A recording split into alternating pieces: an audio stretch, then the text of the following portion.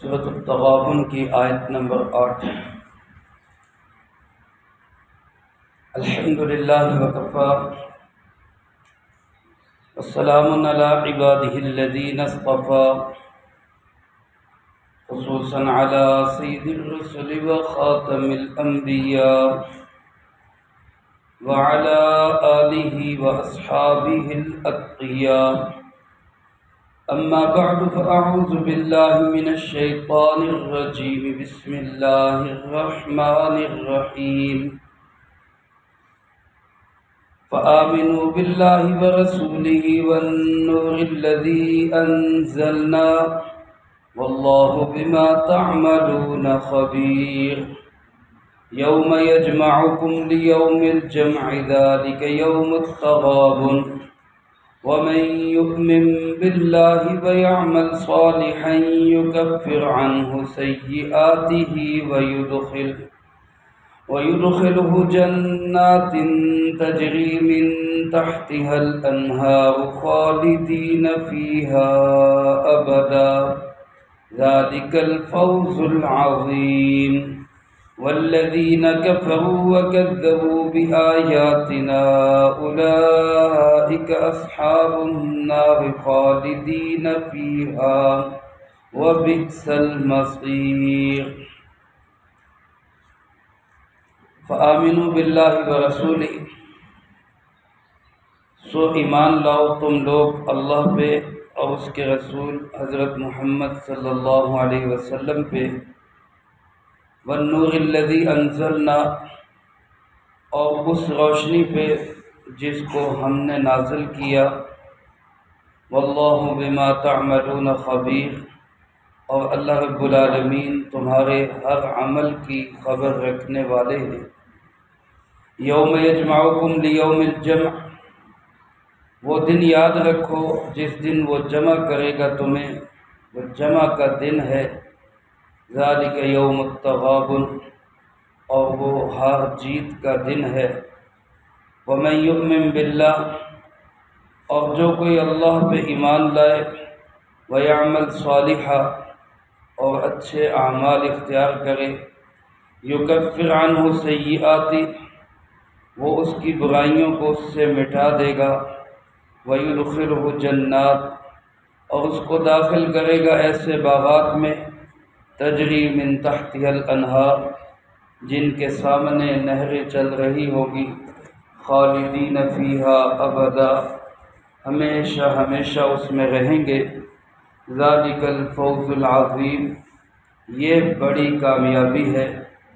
والذین کفروا وکذبوا بآیاتنا، اور وہ لوگ جنہوں نے کفر کا راستہ اختیار کیا اور ہماری آیتوں کو جھٹلا دیا، اولئک اصحاب النار، یہی لوگ آگ والے ہیں، خالدین فیہا، ہمیشہ اس میں رہیں گے، وبئس المصیر، اور بہت برا وہ ٹھکانہ ہے۔ اس سے پہلی آیت مبارکہ آیت نمبر 7 میں اللہ رب العالمین نے قیامت کا ہونا، مرنے کے بعد دوبارہ جی اٹھنا، اس کا یقینی ہونا، اس کو بیان فرمایا کہ ہر انسان یہ بات تسلیم کر دے، مان لے، جان لے کہ مرنے کے بعد پھر دوبارہ زندگی ہے۔ اب اس زندگی کی تیاری کے لیے کرنا کیا ہے، اس میں کامیاب کون ہوگا، ناکام کون ہوگا، اور کون سے لوگ ہیں جو اللہ رب العالمین کے ہاں سے بڑی کامیابی پانے والے ہیں، اس کے لیے اللہ پاک نے ان آیات مبارکہ میں 2 باتیں ارشاد فرمائی۔ پہلی بات تو وہ لوگ جو کامیاب لوگ ہیں وہ کن صفات کے حامل ہیں، اور دوسری بات جو لوگ ناکام ہیں، ہار جانے والے ہیں، وہ کون سے ایسے اعمال ہیں جن کی وجہ سے وہ ہار جائیں۔ اللہ رب العالمین ارشاد فرماتے فآمنوا باللہ ورسولہ، اس دن کی تیاری کے لیے، اس دن کی کامیابی کے لیے، اور اس دن جیت حاصل کرنے کے لیے اللہ اس کے رسول صلی اللہ علیہ وسلم پہ ایمان لاؤ۔ یہ پہلی اور بنیادی چیز ہے میرے محترم دوستو۔ ایمان کے بغیر کوئی چیز، کوئی عمل قابل قبول نہیں ہے۔ ایمان کی حیثیت ایسے ہے جیسے کسی بلڈنگ کے نیچے بنیاد کی حیثیت ہے، اور بغیر بنیاد کے کوئی بلڈنگ رہ نہیں سکتی۔ ایمان کی مثال ایسے جیسے کسی درخت کے لیے جڑ ہو، اور بغیر جڑ کے کوئی درخت ہو نہیں سکتا۔ اس لیے اللہ رب العالمین نے پہلی چیز جو بیان فرمائی وہ ایمان ہے۔ اگر کوئی انسان دنیا کے اندر بہت بڑا نمازی ہو، بہت بڑا حاجی ہو، بہت بڑا سخی ہو، بہت بڑے بڑے اس کے اعمال ہوں، لیکن اس کے دل میں اللہ کا ایمان نہیں، یقین نہیں، قیامت کو نہیں مانتا، جناب محمد کریم صلی اللہ علیہ وسلم کا منکر ہے، یا آپ کی ختم نبوت کا منکر ہے، تو اس کے سارے اعمال اللہ کے نزدیک گرد و غبار سے زیادہ کوئی حیثیت نہیں رکھتے۔ وہ سب اعمال یلقاہ حباء منصورا، وہ ایک اڑتا ہوا غبار تو ثابت ہوں گے، ان اعمال پہ اس کو کوئی اجر و ثواب ملنے والا نہیں ہے۔ اس لیے اللہ پاک نے پہلی اور بنیادی چیز یہ بیان فرمائی کہ اللہ اور اس کے رسول صلی اللہ علیہ وسلم پہ ایمان لاؤ۔ ایمان لانے کا مطلب کیا؟ اللہ اس کے محبوب صلی اللہ علیہ وسلم کی ہر بات کو مان لو۔ انہوں نے کہا قیامت ہے، تسلیم کر لو۔ مرنے کے بعد کی زندگی ہے، تسلیم کر لو۔ جنت جہنم ہم نے دیکھی نہیں، کیوں مانتے ہیں؟ اللہ نے بتایا، جناب محمد کریم صلی اللہ علیہ وسلم نے بتایا، اسی کا نام ایمان۔ فرشتے ہم میں سے کسی نے دیکھے نہیں ہیں، لیکن فرشتے ہیں، ہمارے دائیں بائیں ہے، ہمارے جسم کے ساتھ ہے، ہمارے کندھوں پہ بیٹھے ہیں، اعمال نامے لکھ رہے ہیں۔ ہم اس بات کو کیوں مانتے ہیں؟ اللہ اس کے رسول صلی اللہ علیہ وسلم نے بتایا، اسی کا نام ایمان ہے۔ اللہ پاک فرماتے ہیں اللہ اس کے رسول صلی اللہ علیہ وسلم پہ بھی ایمان لاؤ، والنور، اور اس روشنی پہ، اس نور پہ بھی ایمان لاؤ، الذی انزلنا، جو نور ہم نے نازل کیا۔ اس نور سے مراد کیا ہے؟ قرآن کریم ہے۔ میرے عزیز دوستو، قرآن کریم وہ اجالا ہے جو انسان کو شرک کو، بدعت کی اندھیریوں سے نکالتا۔ انسان ظلم میں، رسم میں، رواج میں، دنیا کے مختلف اندھیروں میں پھنسا ہوتا ہے۔ اس کو اجالے اور روشنی کی طرف نکالنے والی چیز کون سی ہے؟ وہ قرآن کریم ہے۔ اور علماء نے لکھا ہے کہ نور اس چیز کو کہتے ہیں کہ جو خود بھی واضح ہو اور دوسروں کو بھی واضح کرے۔ نور، روشنی، اس کو واضح کرنے کے لیے کسی اور چیز کی ضرورت نہیں۔ آپ دیا سلائی جلائیں، آپ موم بتی جلائیں، آپ چراغ روشن کریں، آپ لائٹ جلائیں، اب آپ کو ثابت نہیں کرنا پڑے گا کہ یہاں روشنی ہے، یہ خود بتائے گی کہ میں روشنی ہوں، میں اجالا ہوں۔ قرآن کریم وہ نور ہے کہ اس کو ثابت کرنے کے لیے کسی اور روشنی کی ضرورت نہیں ہے۔ جس کے دل میں قرآن کا علم ہوگا، اس کے اندر کا نور بتائے گا کہ یہ شخص واقعی قرآن والا ہے۔ فرمایا والنور، اس نور پہ، اس روشنی پہ بھی ایمان لاؤ جس کو ہم نے نازل کیا۔ میرے عزیز دوستو، جیسے کوئی انسان اندھیرے کے اندر ہو اور اس کے پاؤں کو ٹھوکر لگے، اور ٹھوکر لگے اس کو سونے کے ساتھ، اندھیرے میں سونے کو بھی پتھر سمجھ کے چھوڑ جائے گا کیونکہ روشنی نہیں ہے۔ اسی طرح کسی انسان کا اندھیرے میں سانپ کے اوپر پاؤں آ جائے، اس کو رسی سمجھ کے چھوڑ جائے گا کہ یہ شاید کوئی رسی ہے۔ مطلب کیا کہ روشنی کے بغیر انسان اپنے نفع نقصان کی چیزوں کو پہچان نہیں سکتا۔ اسی طرح دنیا کے اندر حق اور باطل، کیا نفع مند ہے، کیا نقصان ہے، صحیح کیا ہے، غلط کیا ہے، سچ کیا ہے، جھوٹ کیا ہے، حق کیا ہے، باطل کیا ہے، یہ اس کا فرق واضح کس روشنی سے ہوگا؟ وہ قرآن کی روشنی سے واضح ہوگا۔ تو اس لیے فرمایا کہ اس روشنی پہ، اس نور پہ بھی ایمان لاؤ جس کو ہم نے نازل کیا۔ باقی اللہ پاک فرماتے واللہ بما تعملون خبیر، تمہارے تمام اعمال کی خبر رکھنے والا کون ہے؟ اللہ رب العالمین۔ اعمال اس کے سامنے، ایمان بھی اس کے سامنے لاؤ۔ اس کے بعد اللہ پاک ارشاد فرماتے ہیں اس دن کو یاد رکھو، یوم یجمعکم، جس دن وہ اللہ تمہیں جمع کرے گا۔ اور اس دن کے دو نام اللہ پاک نے بتائے، ایک فرمایا یوم الجمع، وہ جمع کا دن ہے، اسی کو قرآن کریم میں دوسری جگہ یوم الحشر فرمایا، اکٹھے ہونے کا دن۔ اور دوسرا نام بتایا ذالک یوم التغابن، یہ تغابن کا دن ہے، اسی سے اس صورت مبارکہ کا نام تغابن ہے۔ تغابن علماء نے لکھا ہے کہ غبن سے مشتق ہے، غبن سے نکلا ہے، اور غبن کا معنی ہوتا ہے نقصان، خسارہ۔ آخرت کے دن کو خسارہ اور نقصان علماء فرماتے اس لیے کہا کہ کچھ لوگ اس دن ہاریں گے اور کچھ لوگ اس دن جیتیں گے۔ اللہ رب العالمین مجھے آپ کو اپنی رحمت سے جیتنے والوں میں شامل فرمائے۔ احادیث مبارکہ میں یہاں پہ علماء نے لکھا ہے کہ جناب محمد کریم خاتم النبیین صلی اللہ علیہ وآلہ وسلم نے ارشاد فرمایا کہ دنیا میں جو بھی انسان آتا ہے، مسلمان ہو یا کافر، ہر ایک انسان کے آخرت میں دو ٹھکانے، دو گھر ہیں اس کے، دو رہائشیں ہیں اس کی۔ ایک رہائش اس کی جنت میں ہے، ایک رہائش اس کی جہنم میں ہے، ہر انسان کی، چاہے مسلمان ہے چاہے کافر ہے۔ اب جس شخص نے ایمان کا راستہ اختیار کیا، اعمال صالحہ کا راستہ اختیار کیا، اللہ پاک اس کو جنت میں لے جائیں گے، اور جنت میں لے جا کے اس کو اس کا وہ ٹھکانہ، وہ رہائش دکھائیں گے جو جہنم میں ہے۔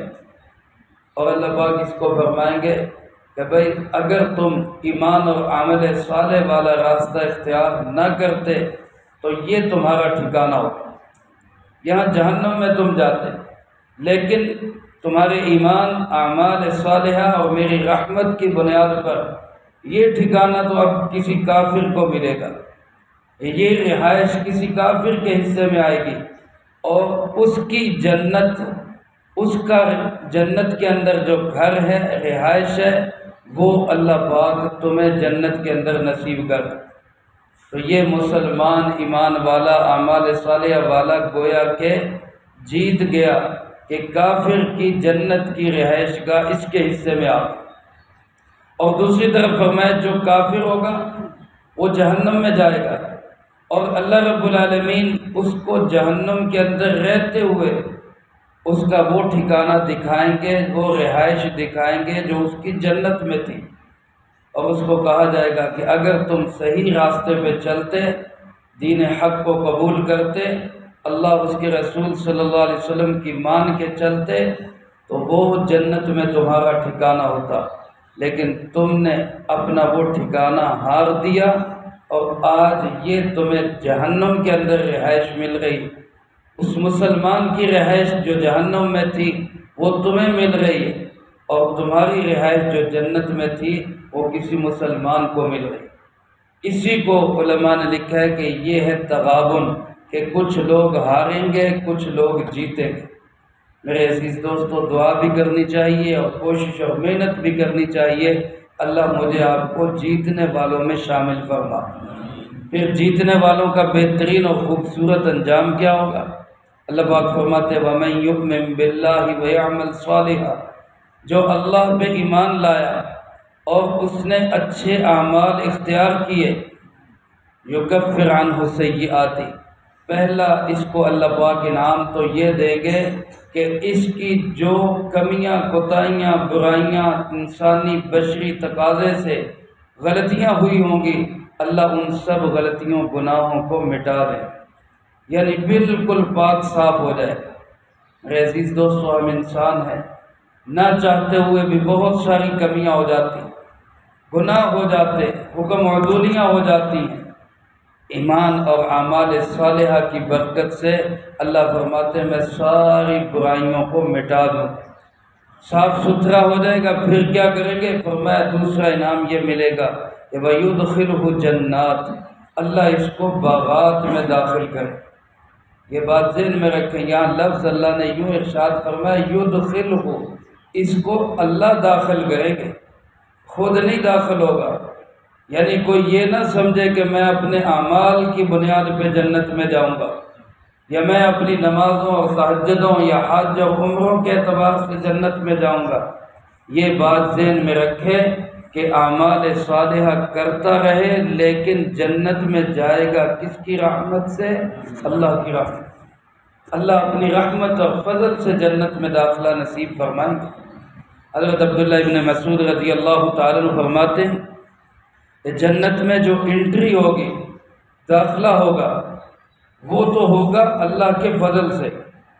ہر انسان کے لیے تمام لوگ اللہ کے فضل کے ساتھ ہی جنت میں داخل ہوں گے۔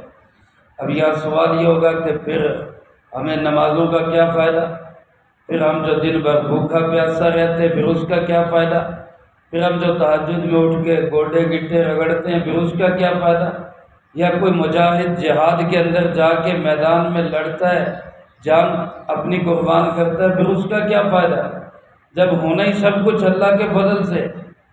تو اس کی بھی وضاحت صحابی رسول حضرت عبداللہ ابن مسعود رضی اللہ تعالیٰ عنہ نے فرما دی کہ جنت میں داخلہ تو فضل خداوندی سے ہوگا، فضل رحمان سے ہوگا، لیکن جنت کے اندر جو اونچے درجات ملیں گے وہ اپنے اعمال کی بنیاد پہ ملیں گے، اس لیے اعمال بھی بیکار نہیں۔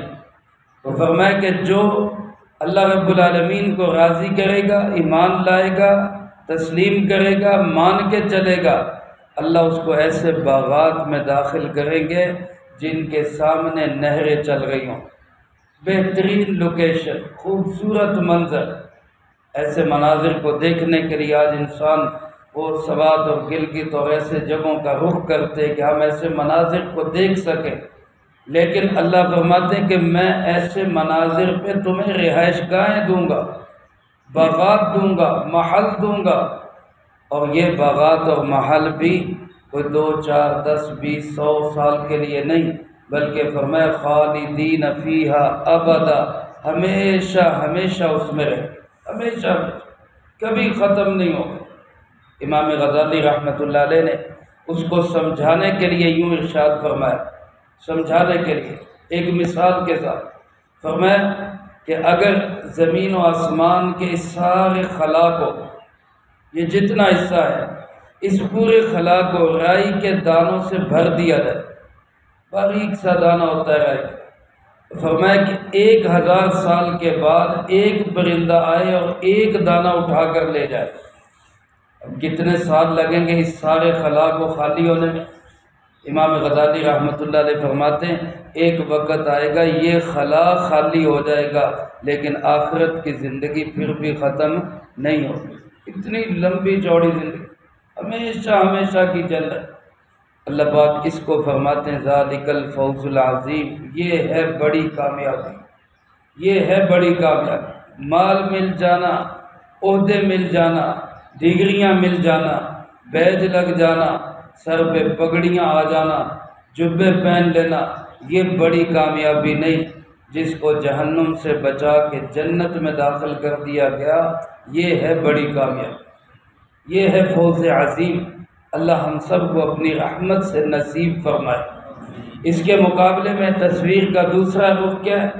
فرمایا والذین کفروا وکذبوا بآیاتنا، جنہوں نے کفر کا راستہ اختیار کیا اور ہماری آیتوں کو ٹھکرا دیا، ہماری آیتوں کو جھٹلا دیا۔ قرآن کی آیات آئی، تسلیم نہیں کیا، اللہ کے نبی علیہ السلام سمجھانے کے لیے آئے، اعراض کرتے رہے۔ نبی کریم صلی اللہ علیہ وسلم کے بعد آپ کے نائبین، علماء امت، واعظین، مبلغین، داعی، انہوں نے آ کے سمجھایا، کان پہ جوں تک نہ رینگی، ہر بات کو ٹھکراتا چلا گیا، نہیں تسلیم کیا۔ اللہ رب العالمین فرماتے اولئک اصحاب النار، یہ ہیں جہنم والے لوگ، یہ ہیں آگ والے لوگ، یہ سڑیں گے جہنم کی آگ کے اندر۔